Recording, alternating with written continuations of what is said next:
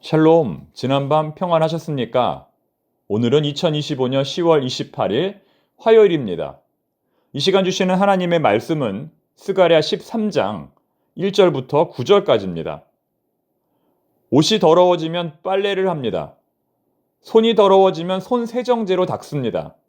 요즘에는 발 전용 샴푸도 있습니다. 그렇다면 마음이 더러워졌을 때는 어떻게 해야 할까요? 슬픔은 잊을 수가 있지만 상처는 지울 수가 없다는 어느 유행가의 가사처럼 사람은 겉으로 깨끗하게 보여도 그 마음 속에는 온갖 부정적이고 더러운 감정들이 남아 있습니다. 한번 섭섭한 마음이 들면 여간해선 그것이 지워지지 않습니다. 그래서 평소에는 괜찮다가도 혼자 있을 때에는 갑자기 부정적인 감정들이 떠올라 괴로움을 느끼기도 합니다.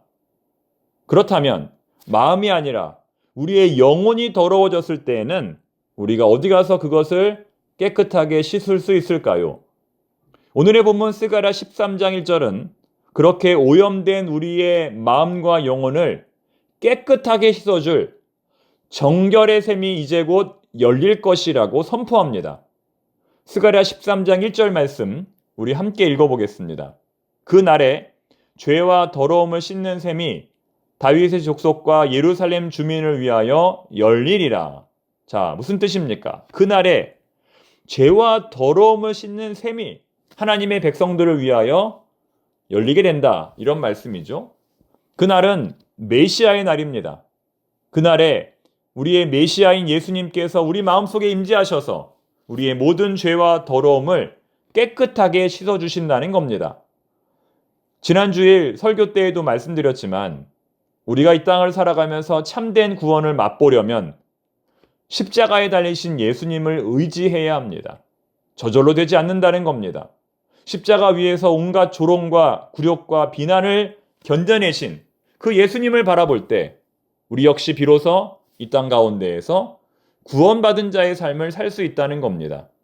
바로 그 우리의 영혼을 깨끗하게 씻어주실 예수님의 보혈의 샘이 열렸다는 겁니다. 죄의 문제는 우리 인간의 노력으로는 절대로 해결되지 않습니다.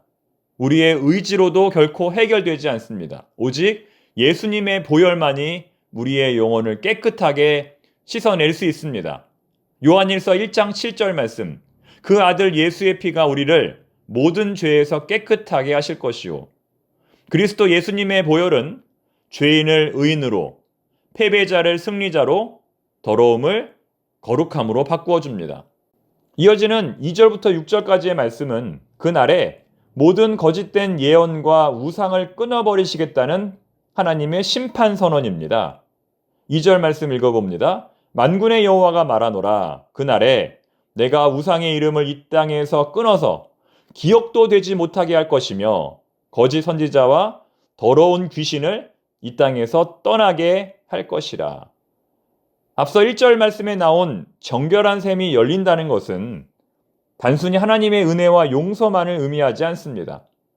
하나님은 우리를 용서하시는 것과 동시에 이 땅의 모든 거짓의 영과 우상과 예언자들을 제거할 것입니다. 참된 회복은 거짓을 끊어내는 것에서부터 시작이 됩니다. 삶을 180도 돌이키는 것에서부터 시작이 됩니다. 예를 들면 마음으로는 주님을 사랑한다고 고백하면서도 실제의 삶으로는 돈과 명예와 사람의 인정에 매여 있다면 그것이 바로 우상입니다. 하나님은 오늘도 우리에게 말씀하십니다. 너희 안에 모든 거짓된 우상과 신앙을 내어버리라. 3절 말씀은 심지어 부모와 자식의 관계를 할지라도 하나님의 이름을 팔아 예언하고 있다면, 거짓말을 하고 있다면 반드시 제거하라고 말씀합니다. 3절. 사람이 아직도 예언할 것 같으면 그 낳은 부모가 그에게 이르기를 내가 여호와 이름을 빙자하여 거짓말을 하니 살지 못하리라 하고 낳은 부모가 그가 예언할 때에 칼로 그를 찌르리라. 또 5절 말씀은 거짓되고 부끄러운 예언자가 될 바에는 차라리 농부가 되는 것이 더 낫다고 말씀합니다. 5절. 말하기를 나는 선지자가 아니요 나는 농부라. 내가 어려서부터 사람의 종이 되었노라 할 것이요. 그리고 이제 7절 이하의 말씀은 욥기 23장 10절에 나오는 욥기 23장 10절에 나오는 욥의 고백처럼 고난 속에서 정금같이 거듭나게 될 성도들의 모습을 보여줍니다.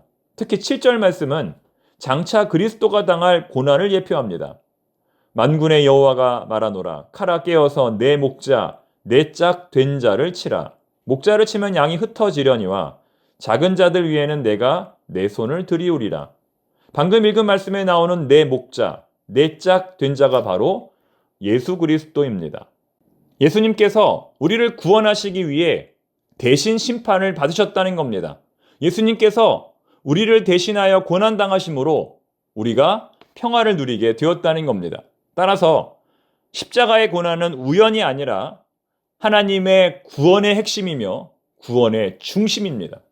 십자가 없이 구원이 없고 고난 없이 영광이 없습니다.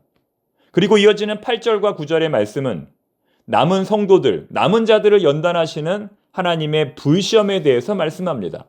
3분의 2는 죽고 3분의 1은 살을 것인데 그 3분의 1의 성도들을 하나님께서 연단하신다는 겁니다. 내가 그들을 불 가운데 던져 은같이 연단하며 금같이 시험할 것이라. 하나님은 구원하신 백성들을 절대로 그냥 내버려 두지 않습니다. 반드시 시련과 고난을 통해 그들을 연단하십니다. 단련시키십니다. 여러분, 사람은 언제 성장할 수 있을까요? 고난당할 때 성장할 수 있습니다. 사람은 언제 성숙해질 수 있을까요?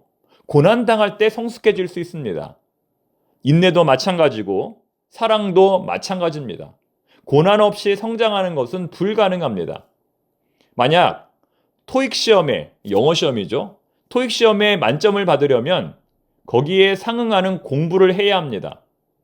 만약 하나님께 영어 시험을 잘 보게 해주세요라고 기도했다면 하나님은 저절로 영어 시험을 잘 보게 해주시는 분이 아니라 다른 사람보다 영어 시험을 더욱 열심히 공부할 수 있게 해주시는 분입니다. 마찬가지로 하나님 체력이 튼튼하게 해주세요 라고 기도했다면 하나님은 저절로 체력이 튼튼하게 해주시는 분이 아니라 다른 사람보다도 더 열심히 운동할 수 있도록 하게 해주시는 분입니다. 여러분, 그렇기 때문에 함부로 기도하지 마십시오. 요셉처럼 되기를 원한다면 요셉처럼 고난을 받게 될 겁니다. 다니엘처럼 되기를 원한다면 다니엘처럼 고난받게 될 겁니다. 그러나 그 고난 후에는 정금과 같이 되어 나아갈 것입니다. 즉 우리의 믿음은 고난의 풀무불을 통해서 만들어지는 겁니다. 하나님은 고난을 통해 우리를 버리시는 것이 아니라 고난을 통해 우리를 하나님의 백성으로 거듭나게 만드십니다. 오늘 우리 앞에는 어떠한 고난이 다가오게 될까요? 그것이 무엇이든 그 고난이 우리를 더욱 성장시킬 것입니다. 기도하겠습니다. 하나님 아버지, 오늘도 주님과 동행하기를 원합니다. 어떠한 고난이 다가오더라도 당당하게 맞서게 하옵소서. 그 고난을 통하여 더욱 성장하게 하옵소서. 오늘 추운 날씨 속에서도 소망고 교우들이 소풍을 다녀옵니다. 머리털 하나 상하지 않고 안전하게 다녀올 수 있도록 지켜 보호하여 주옵소서. 귀한 시간 내어 봉사하는 모든 봉사자들에게 하늘의 축복을 내려 주옵소서. 예수님의 이름으로 기도드립니다. 아멘.